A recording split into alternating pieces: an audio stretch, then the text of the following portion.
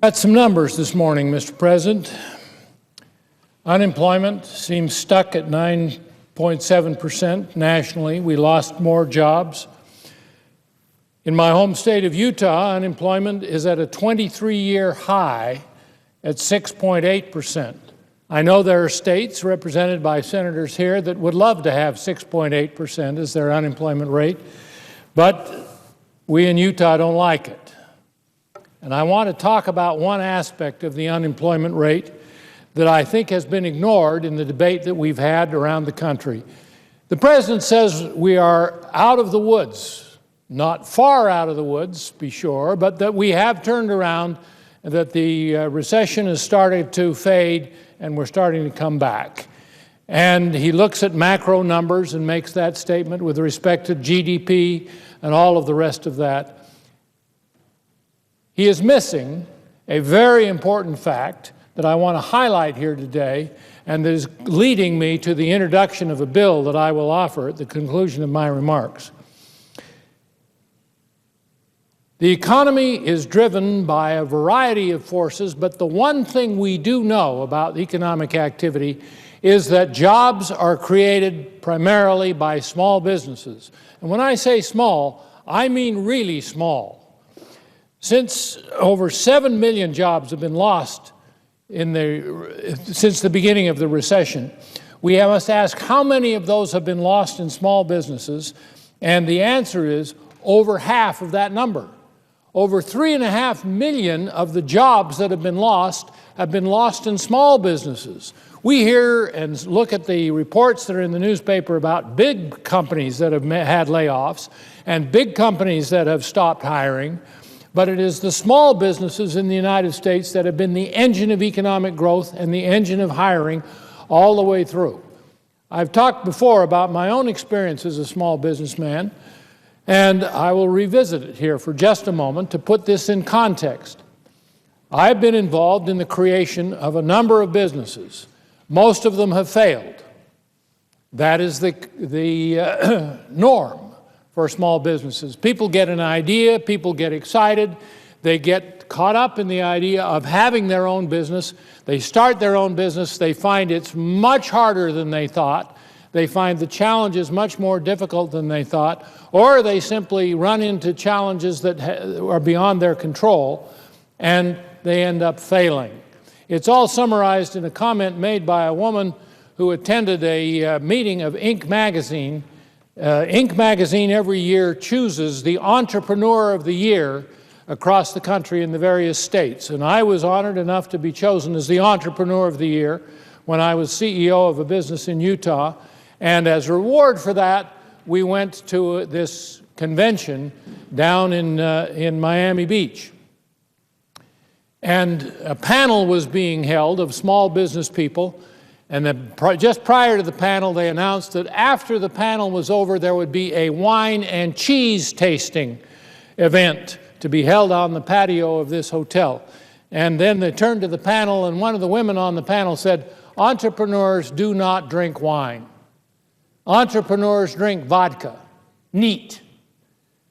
We can't do with this gracious living stuff. We are caught up in the tremendous pressure of trying to keep our businesses open. I don't drink wine or vodka, but I identified with her comments and her sentiments about how tough it is. Well, the President may think that the GDP numbers show that we've turned the corner. The people in small business recognize that in their part of this economy, we have not. Let me quote from the National Federation of Business Small Business Optimism Survey. It was in December of last year, and they noted, quote, "Small business owners grew even more pessimistic in the final month of 2009, capping off what was a trying year for their businesses. Regular borrowers, those accessing capital markets at least once a quarter, also continued to report difficulties in arranging credit at the highest frequency since 1983, according to the report. 1983, for those of us who remember, was the depth of the recession that followed the great inflation of the Jimmy Carter years, as President Reagan and the Congress were dealing with the dreaded double dip, We came out of the Jimmy Carter years with a recession, a recovery, and then another recession, the dreaded double dip or the W-shaped recession. And '83 was a very challenging year. I was running a small business at that time as well, and I remember it very well. All right, the worst attitude with respect to their opportunities in small business since 1983, according to people who are on the firing line in small business. So, what do we need to try to help small business recover and start creating jobs again? Again, the point I made earlier, more than half of the jobs that are created in America are created with small business, and these are small businesses that are doing less than $5 million a year. As I say, I've been involved in creating many of these businesses. Many of them fail. Fortunately, the small businesses I was involved in creating that didn't fail earned enough money to repay me back for all that which I lost in the ones that did, and created enough jobs to overcome the loss of jobs in the ones that failed. And the small business we created, for which I won the award at Inc. magazine, ultimately went to the New York Stock Exchange and employed 4,000 people. Not bad for a small business that started in somebody's basement with originally 4 full-time employees. I was number 5 in that business. So I have seen it happen on both sides, the failure side and the success side, and I know what it takes. And I can tell you, Mr. President, that the kinds of things the President is talking about and that we have been doing here in this chamber are not the things that small business needs to survive. And let me talk about some of those, and they are in the bill that I will offer here this morning. One of the first things we have to recognize is that the worst thing that can happen to a small business financially is to earn a profit. You say, now wait a minute. Obviously you want to earn a profit.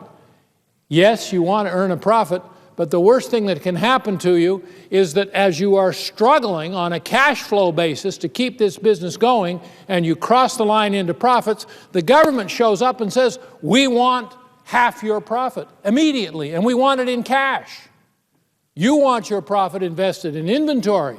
You want your profit invested in accounts receivable. You want your profit invested in the capital investments that will allow your business to survive. And the government says, no, you have earned a profit, and we want it in taxes, and we want it in cash. And we won't take a percentage of your inventory and hold it to let you make the business grow. You've got to liquidate that inventory and pay your taxes. You want it in cash. So the first thing that is in my bill will provide a 10-year net operating loss carryback provision for qualifying businesses whose average gross per year is less than $5 million. You struggle with the business. You lose money the first year. You struggle with the business. You lose money the second year. You struggle with the business. You lose money the third year, but you keep it afloat, and the fourth year you start to earn money, and there's the government saying, we want our share of your profits, and we don't care that you have been losing money while you're building this business. You've been losing money on an accrual basis while you've been borrowing from your brother-in-law and your credit card and your bank and whoever would give you money to cover those losses. And now you finally at the point where you're making a little profit. We won't give you any consideration for all of those losses you put into building this business.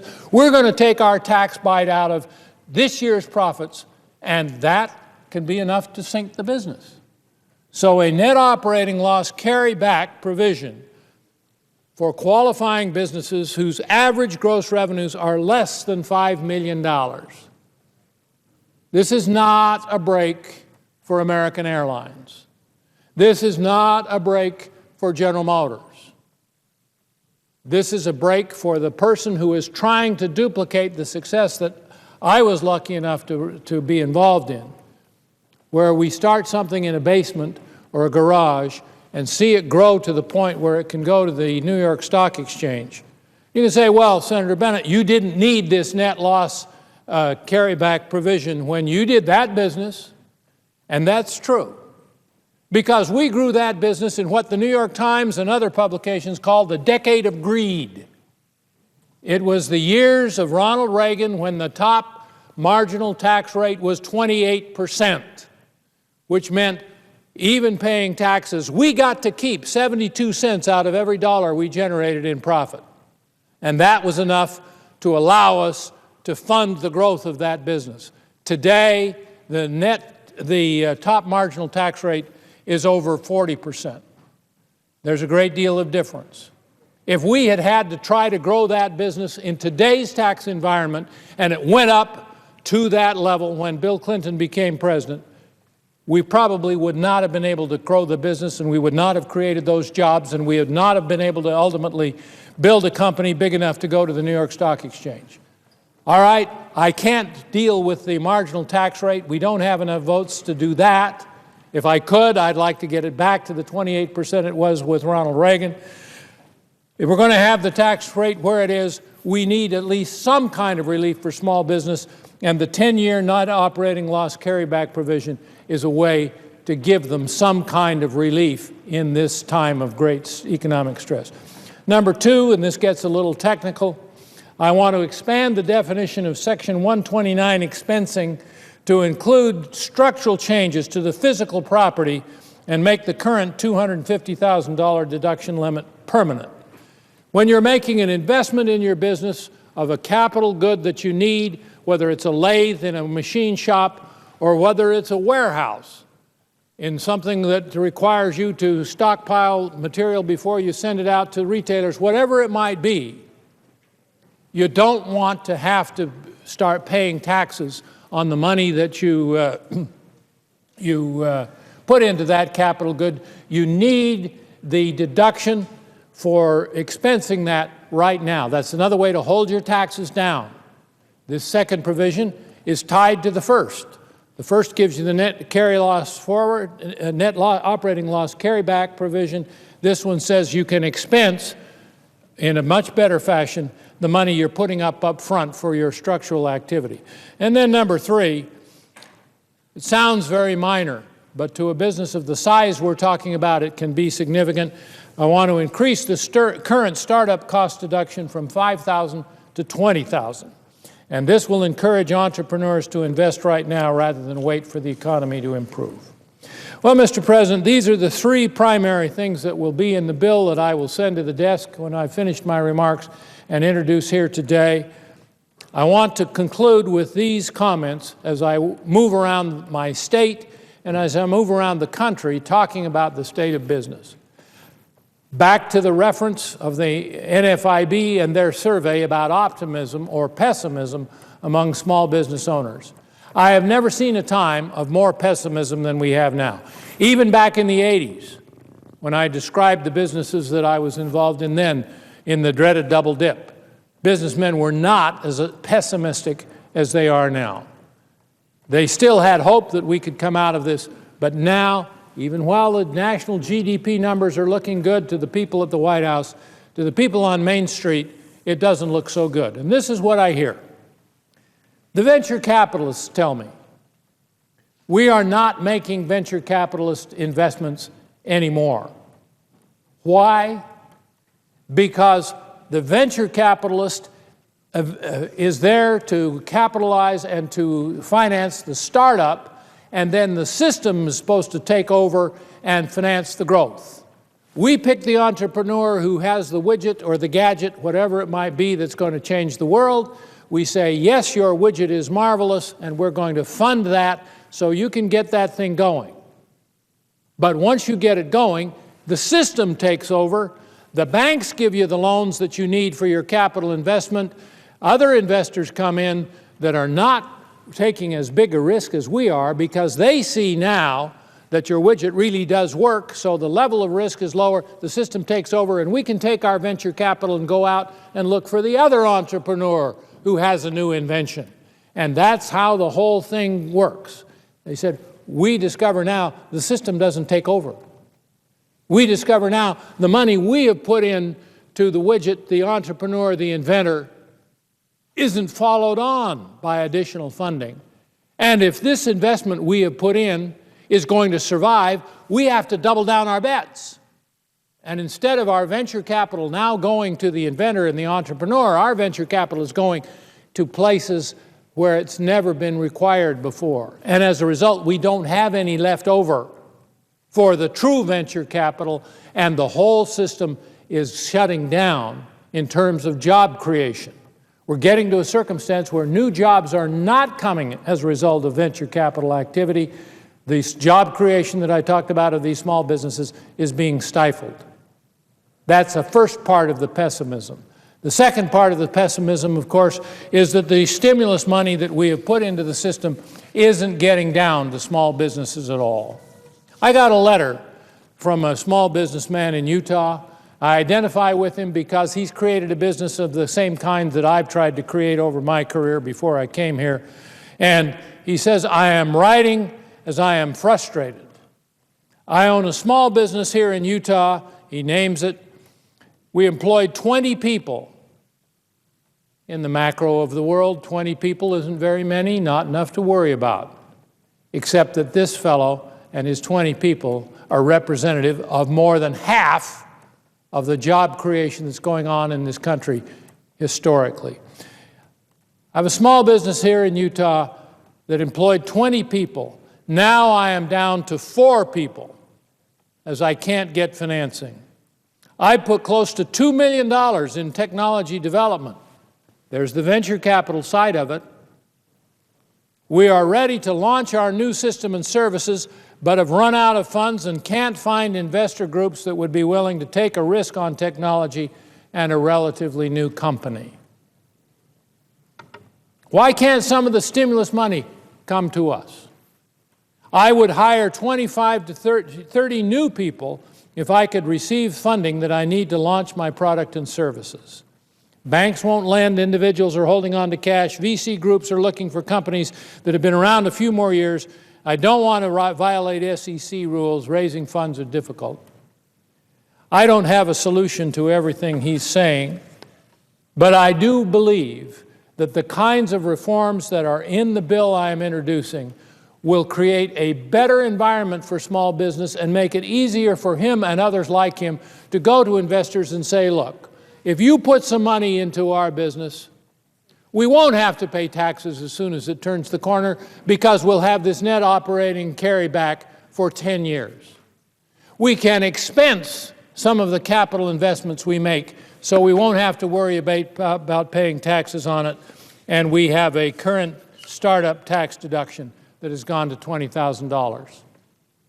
These are very modest kinds of proposals, but they're the kinds of proposals that are rooted in real experience in Main Street rather than Wall Street, from real people that are creating jobs, have created jobs, who are hurting the most in this economy and upon whom we depend primarily for the new job creation.